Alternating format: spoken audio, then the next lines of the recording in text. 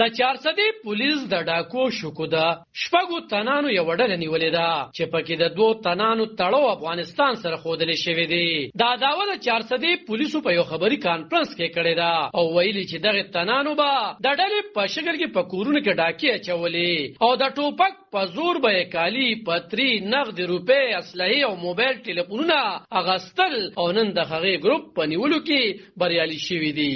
د چارسدي سپي انویسټیګیشن صنوبر خان د ګینګ میډیا ته ښودلې دي او وایي چې د خلکو کورونو ته ورتلل د چارسدي د پولیس لپاره تشویش وړ خبره وه، نو ځکه پکې دوی سنجیدګي اختیار کړې وه او ګروپ یې ونیولو.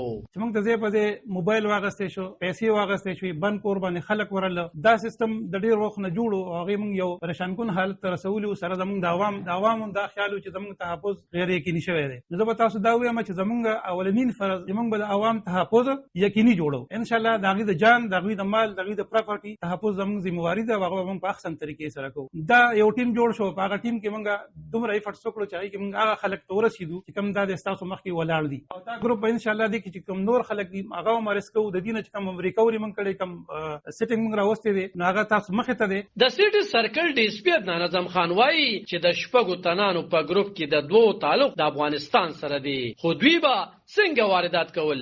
نو هغه وایي چې په دې کې دی دوران سنیچینګ فایرینګ کړو، په فایرینګ سره هغه کې چې زمونږ کوم مدعي مقدمه و هغه پکې زخمی شوی و ډېر، او هغه نه موبایلز او پیسې او نور څیزونه میزونه چې کوم سنیچ کړو غشتي په زور باندې. په دې کې دا یو مقدمه موږ سره په مرزو تاڼه کې رجسټر شوی و. دا حساب موږ سره په مرزو تاڼه کې بل یو وقوع شوی و، د هغې اف آی آر رجسټر شو چې په هغې کې دی د یو کور نه غلا کړی و. هغه موږ سره هغه کیس ورک آوټ شو. په دې کې د دې نه علاوه د مرزو په تاڼه کې بل دی موږ سره چې کوم دی یو سنیچینګ کړو، هغه کې دی پلهې په زور باندې دا واردات کړو، هغه کیس په دې کې ورک آوټ شو. د دې نه علاوه په دې کې سره د افغانستان چې کوم زموږ همسایه ملک دی د هغې باشندگان هم دي سره ملګري دي په دې ګروپ کې، او د دې طریقې واردات هم دا چې دی دا خپل ځان له یو ګروپ جوړ کړو. د دې ګروپ چې کوم ګینګ لیډر دی هغه توصیف دی، هغه چارسدي سره تعلق ساتي، باقاعده دي ته اسلحه پرووایډ کول. د پولیسو مشرانو په عامل غږ وکړو چې باید په دغه مقدمو کې د ککړو تنانو په ضد د پولیسو سره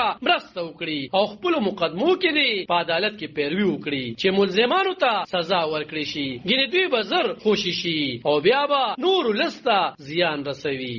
د ذکر وړ ده چې ډېر ډاکوان او شکمارو د عمرزو په حدودو کې واردات کول چې د عمرزو اس ایچ او ذوالفقار خان ته په دغه موقع پولیس افسرانو خیرای تحسین وړاندې کړو او د نقدو د سرټیفیکیټ اعلان یې وکړو. عالم خان شیرپو، دلبر نیوز، چارسده.